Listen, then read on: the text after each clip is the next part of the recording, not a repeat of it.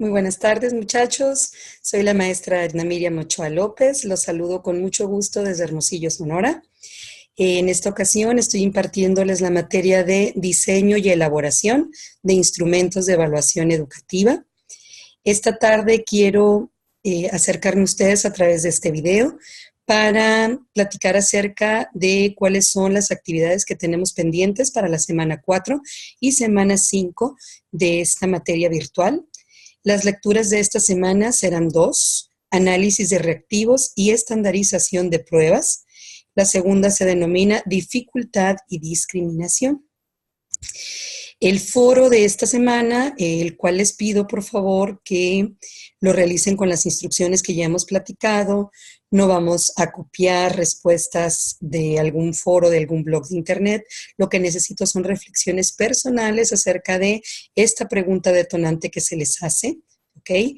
Estamos tratando de desarrollar en ustedes esa capacidad de debatir, de defender sus ideas, de reflexionar y sobre todo de dar respuestas de calidad.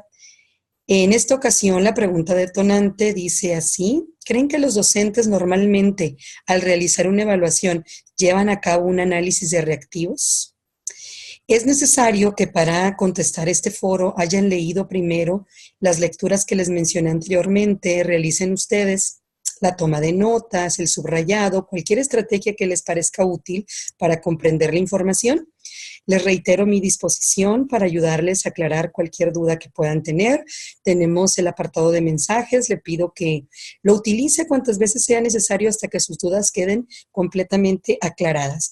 Una vez que ya esté listo, entonces sí puede proceder a realizar el foro. En esta ocasión, la actividad de la semana 4 consiste en realizar un examen. Si bien no es aplicar un examen a manera de responder ítems, lo que requiero en esta ocasión es que el examen que ustedes elaboraron la semana número 2 lo apliquen, muchachos. Realicen el examen piloto, que haya compañeros suyos que le ayuden a responderlos, de tal manera que nos ayuden a poder realizar este análisis de dificultad y de discriminación. ¿Ok? Dice así: del examen que realizaron en la actividad de la segunda semana deberán aplicarlo y conocer su dificultad y su discriminación. Esto es a través de la aplicación de unas fórmulas que vamos a ver más adelante. Por lo menos 5 reactivos de este examen que ustedes realizaron la segunda semana van a hacer este análisis de dificultad y de discriminación. También darán una reflexión acerca de lo que analizaron en cada uno de ellos. ¿Ok? La técnica didáctica dice que podrá ser elaborado en Vinas y que lo pedimos en PowerPoint los resultados. Si por cualquier motivo no pueden realizarlo en Vinas, no se preocupen, pueden hacerlo de manera individual. Para concluir la semana 4 deberán realizar su bitácora, en la cual les pido, por favor, que respondan a cada una de las preguntas. Les pido que me den la máxima cantidad posible de evidencia acerca de qué fue lo que aprendieron en la semana y cómo van a aplicarlo, ya que esta estrategia de elaboración de bitácoras me permite observar si los objetivos semanales se están alcanzando o no. Si usted por flojera no me responde con calidad estas preguntas, entonces yo doy por entendido que usted no ha comprendido los temas de la semana. Muy bien, para concluir esta asignatura, en la semana 5 ustedes tendrán que realizar un proyecto final, el cual consiste en elaborar un examen, ¿ok? Debe de estar dividido al menos en 4 tipos de reactivos o ítems distintos. Les estoy pidiendo que me hagan 5 de opción múltiple, 5 de falso y verdadero, que yo no los recomiendo mucho, pero deben de aprender a realizarlos, 5 de correlación o relación de columnas, como los conocen ustedes, y 5 de tipo Ceneval. Yo sé que esta es una gran tarea porque es toda una metodología que hay que estudiar a profundidad, la de reactivos de tipo Ceneval, pero quiero que hagan un primer ensayo, un primer análisis. Les recomiendo leer el recurso que trata sobre EGEL, se llama, es un examen general de evaluación de licenciaturas. Les pongo yo ahí algunos ejemplos de los reactivos que les van a aplicar a ustedes si se decidieran por esta opción de titulación a través de Ceneval. Es una manera de que usted se familiarice con esta clase de reactivos, ¿ok? Que serán muy importantes en su vida profesional y que también son un nicho de mercado o un posible campo de acción el día de mañana que ustedes sean profesionistas. También pueden trabajar elaborando reactivos tipo Ceneval, precisamente, para que sean aplicados en esta modalidad, ¿verdad? Muy bien, en las conclusiones deberán explicar si cumplen con cada uno de los requerimientos que se necesitan para elaborar estas clases de reactivos que les estoy pidiendo. Por último, concluirán con su portafolio de evidencias, en el cual, como ya saben, se les pide una reflexión personal de cuál va a ser la utilidad del curso de la materia ya en su vida profesional, lo que aprendieron, lo que no. Les pido que sean muy claros con ustedes y conmigo, por favor, para realizar acciones en consecuencia. Les agradezco mucho cuando me agradecen, me integran fotos, me comparten fotos.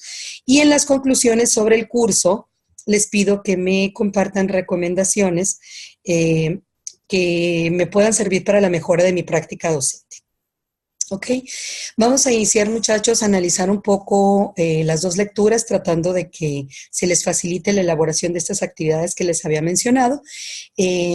Dice que es muy importante que los maestros nos hagamos una serie de preguntas tras realizar nuestros exámenes pilotos. Una tiene que ver con si fueron adecuados los límites de tiempo que les dieron a nuestros a nuestros estudiantes para aplicar la prueba. ¿Entenderían las instrucciones? ¿Fueron apropiadas? ¿Fueron claras estas instrucciones? Analicemos también el contexto. ¿Fue apropiada las condiciones en las que se implementó, se aplicó el examen, la prueba? ¿Se manejaron de manera adecuada las situaciones de emergencia? Es decir, si se dio alguna contingencia, supimos cómo realizarla, cómo actuar. Esto, muchachos, es con la finalidad, no vamos a poder prever todo lo que suceda a la hora de aplicar un examen, pero sí tratar de ver de qué manera pueden solucionarse de manera anticipada en caso de que se presenten estas posibles contingencias, ¿verdad? Muy bien. Existen varias clases de pruebas. En algunas ocasiones las utilizamos para analizar el grado de consecución de objetivos. Es decir, el desempeño de un alumno se mide en contra del criterio o estándar establecido por el maestro o por una política institucional. El objetivo de tal evaluación, con referencia o a criterio, no es descubrir la calificación que obtiene una persona en relación con otras o en relación o comparación de grupos o comparación de instituciones educativas. Aquí lo que queremos saber es cómo vamos en la consecución de los objetivos que se determinaron al inicio de un curso. Por eso se llaman pruebas con referencia a criterio y de dominio, no son pruebas comparativas, ¿ok? El primer recurso también nos habla de las dificultades de los reactivos y de los índices de discriminación. ¿Ok? Por lo general, dice, no hay un criterio externo fácilmente disponible contra el cual validar las pruebas de aprovechamiento en el aula, de modo que a menudo se emplea un método que se llama consistencia interna. Al igual que con cualquier otra prueba, el análisis de reactivo de una prueba de aula conlleva determinar el porcentaje de examinados que pasan el reactivo y la correlación del reactivo con una medida de criterio. Es decir, esta diapositiva lo que nos dice es, si la gran mayoría pudo contestar el reactivo, es que está bien elaborado. La segunda parte lo que nos dice es importante dividir al grupo en tres partes. En la parte superior, poner a todos los alumnos que contestaron bien a los reactivos, a los que salieron mejor examinados. En la parte baja, a los que salieron más bajos. Y en medio, pues a la media del grupo, ¿verdad? ¿Por qué? Porque más adelante, chicos, voy a adelantarme un poquito, verán ustedes una tabla o una matriz del ítem en la que se colocan, como pueden ver, en la parte superior a los alumnos que salieron mejor evaluados, en la parte inferior a los que respondieron menos ítems de manera correcta y por supuesto que en medio a aquellos que están en la media del grupo, ¿verdad? Entonces me regreso.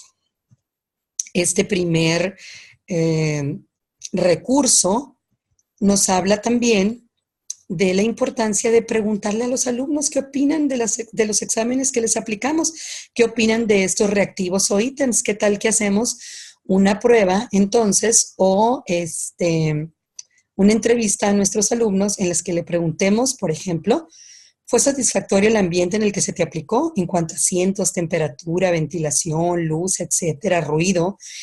Las condiciones en las que se aplicó la prueba, ¿consideras tú, alumno, que fueron las correctas?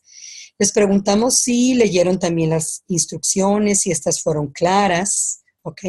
Podemos preguntarles también si el formato de la prueba creen ellos que fue satisfactorio en cuanto a los tipos de reactivos que se utilizaron, si están equilibrados.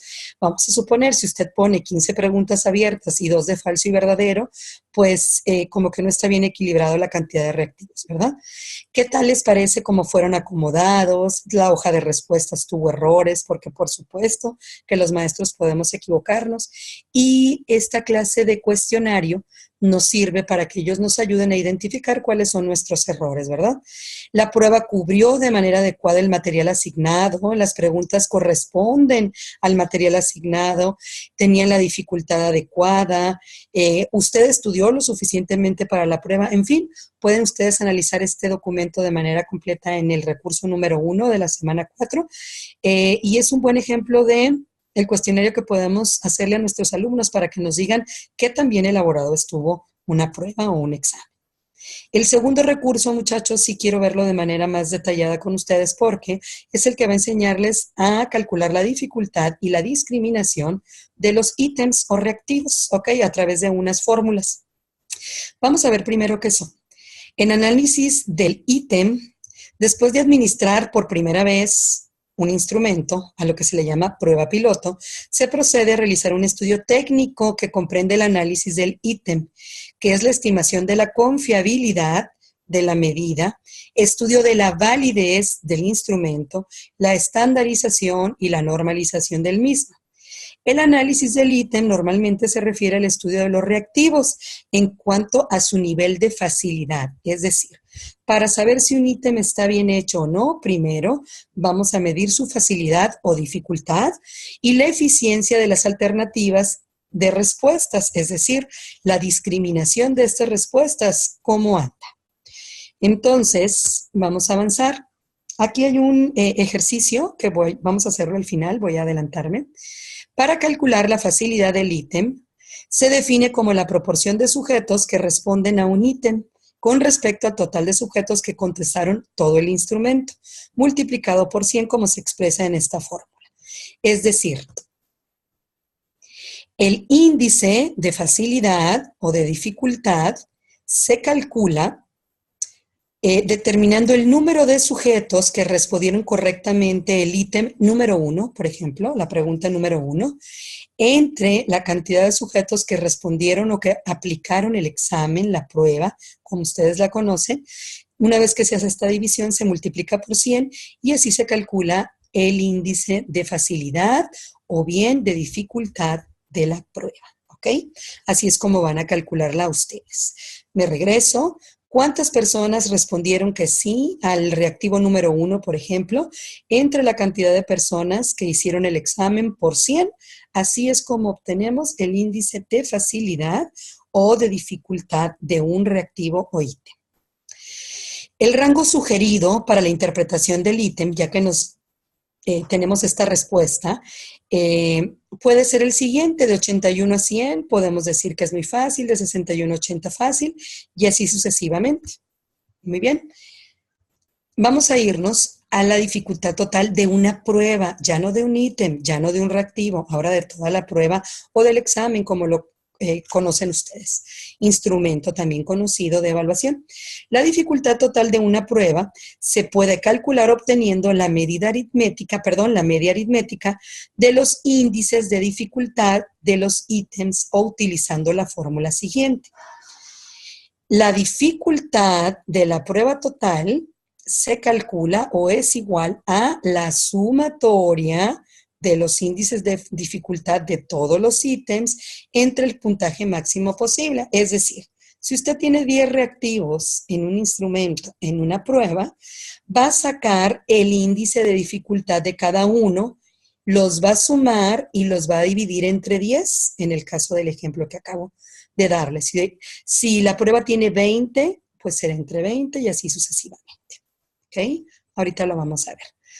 Si la pregunta número 1, el índice de facilidad le dio 75, de la pregunta número 2 el índice le dio 25, de la 350, de la 430, de la 500, entonces usted hace una sumatoria y lo divide entre 5 porque aquí estamos suponiendo que este examen, esta prueba o instrumento está compuesto por 5 reactivos o ítems.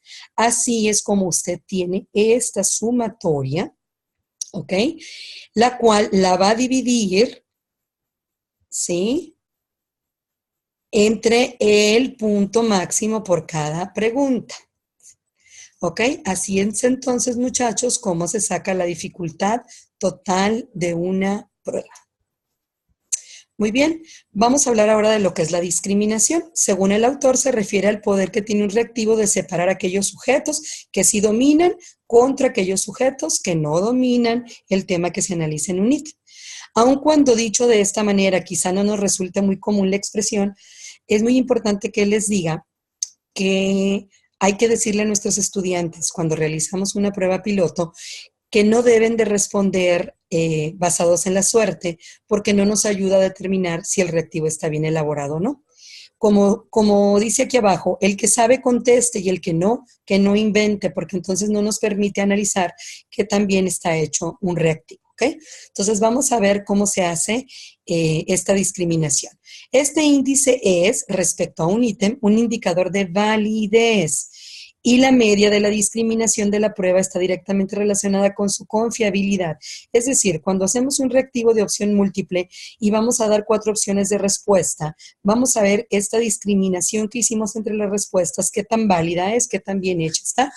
Mientras mayor sea este valor promedio que nos dé a través de la aplicación de la fórmula, quiere decir que es más confiable una prueba. ¿Cómo calculamos entonces cómo están hechos estas opciones de respuesta? Existen diferentes procedimientos para calcular este índice de discriminación. Por ejemplo, si se tratase de una prueba de rendimiento académico, de habilidad cognitiva, u otras cuyos ítems solo presentan 2 opciones de respuesta posible, que es correcto o incorrecto, el procedimiento sería el indicado por Dawson y Thomas en 1972, el cual se expresa en la fórmula siguiente, ¿ok? El índice de discriminación se calcula al hacer la resta entre el número de respuestas correctas por el grupo superior menos el número de respuestas correctas del grupo inferior entre el tamaño de uno de los grupos. ¿Recuerdan la tabla que vimos ahorita? Bueno, esta tabla me va a dar el grupo superior, el grupo inferior y la cantidad de grupos. Entonces, el paso número 1 es que ustedes realicen esta matriz del ítem por sujeto o esta tabla concentradora de resultados, en donde en la primera columna vamos a ubicar a los alumnos de tal manera que corresponda cada renglón a un solo alumno. Y por columnas vamos a poner los reactivos o ítems. Esta es la pregunta 1, la pregunta 2 y así sucesivamente. ¿Ok? Este símbolo que parece una V me dice que el alumno lo tuvo de manera correcta y este que parece una E que es un error o es incorrecto. Entonces vamos a ver, Juan, cuántas correctas tuvo y al final las sumamos y así sucesivamente. ¿Ok? Aquí ya están ubicados los más altos en la parte superior, los más bajos corresponden a este grupo color naranja y en medio están aquellos alumnos promedio que quedaron entre 3 y 4 respuestas. Muy bien, una vez que ya realizamos esta matriz de ítem o este cuadro concentrador, entonces sí me regresaré a realizar la fórmula para obtener el índice de discriminación. Dice el número de respuestas correctas en el grupo superior. Fíjense muy bien, tengo que agarrar un solo ítem. En este caso voy a agarrar la pregunta o ítem número 6, nada más, ¿ok? ¿Cuántos tuvieron de estos alumnos que están en la parte superior del grupo azul? ¿Cuántos contestaron de manera correcta la pregunta 6? Son 4. En el grupo inferior, solamente un alumno la contestó bien, ¿verdad? Entonces me voy a ir a aplicar la fórmula que dice así. Número de respuestas correctas en el grupo superior y ya vimos que fueron 1, 2, 3, 4 para la pregunta número 6, que es la que yo elegí. Y número de respuestas correctas del grupo inferior, aquí fue solamente 1, por lo que voy a poner 4 menos 1. porque así me indica la fórmula, 4 menos 1 sobre la cantidad de personas que hay en un grupo. Si se dan cuenta, en cada grupo tengo 4 personas, por eso lo voy a dividir entre 4. Así es como me dio el índice de discriminación del reactivo número 6, ¿ok? Cuando lo realice, 4 menos 1, 3, perdón, 4 menos 1, 3, entre 4 me da 0.75, lo cual me dice que está en un índice de discriminación, disculpen, alto, porque se ubica entre el 0.61 y el 0.80. Entonces, así es como ustedes me van a determinar el índice de discriminación para cada uno de los reactivos que hicieron en la prueba de la semana número 2. En eso consiste su examen, muchachos, de la semana número 4, en determinar el índice de discriminación de cada reactivo. Al final puedo hacer la sumatoria y dividir entre el total de reactivos y entonces me dará el índice de discriminación de toda la prueba. ¿Ok? Ese es el índice de discriminación y el índice de facilidad, que ya lo habíamos visto aquí al inicio, se hacía calculando. Aquí estoy, la sumatoria de los índices de dificultad de cada reactivo. ¿Ok? ¿Dónde estaba? Aquí está, que es el número de sujetos que respondieron correctamente entre la cantidad que hizo el examen por 100.